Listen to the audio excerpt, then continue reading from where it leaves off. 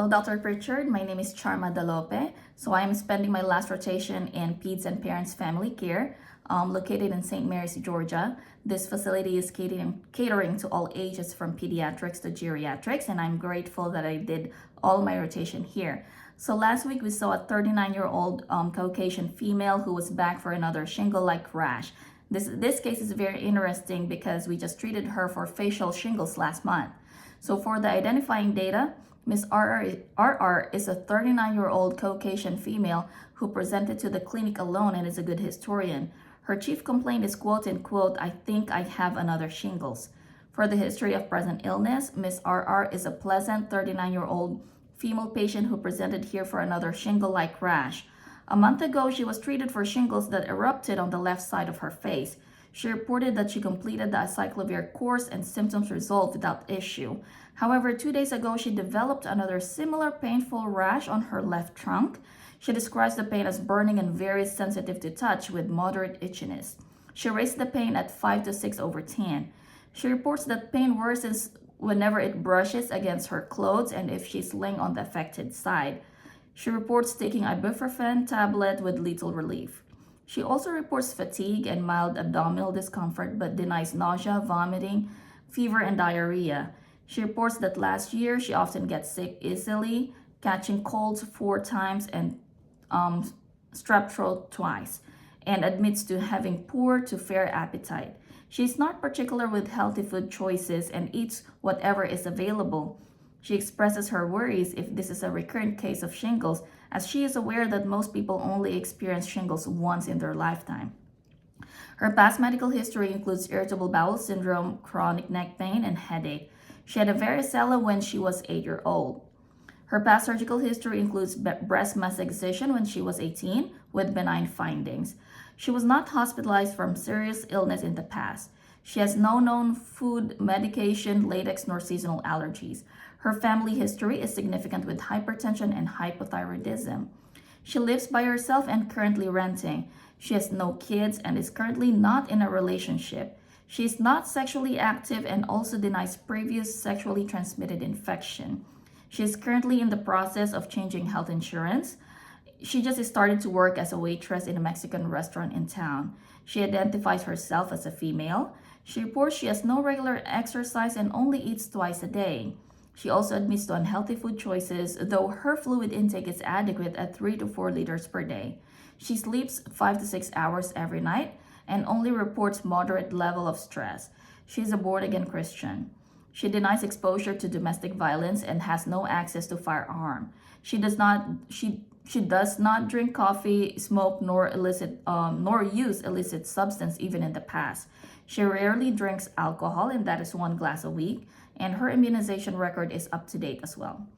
The review of system is consistent with fatigue, painful rash with multiple fluid-filled blisters that is burning and shooting on her left trunk with a pain scale of 5 to 6 over 10.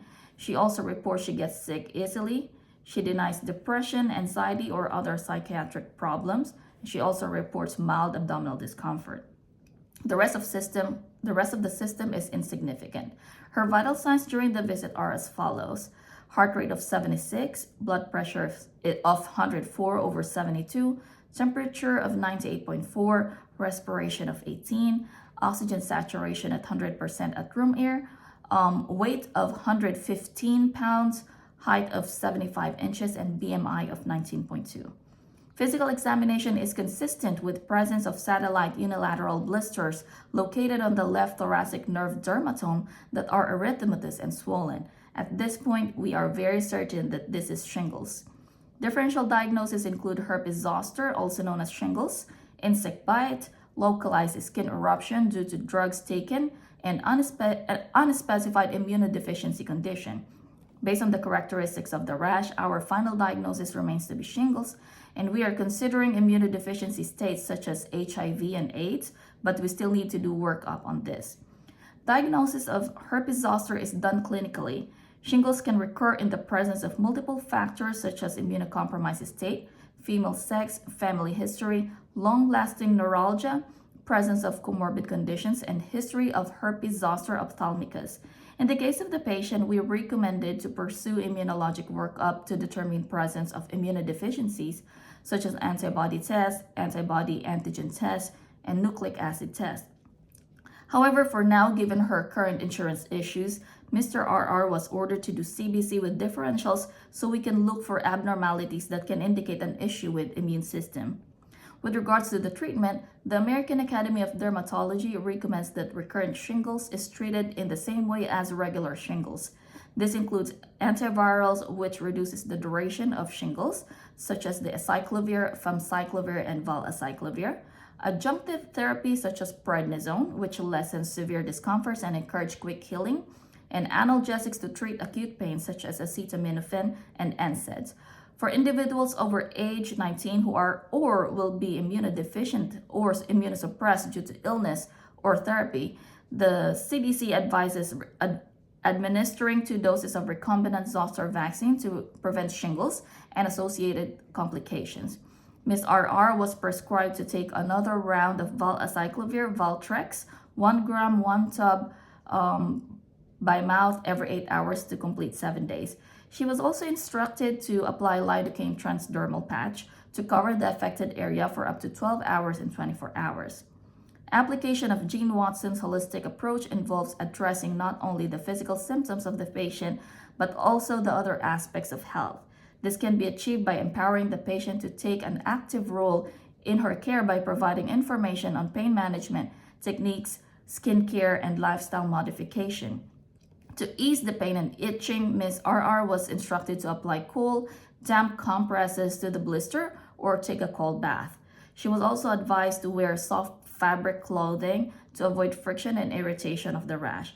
Proper hygiene and use of unscented products were also emphasized during the counseling. Sufficient rest, healthy eating habits, and stress reduction were also discussed, and Ms. RR was agreeable. We will wait for the result of CBC to aid in directing management's future actions.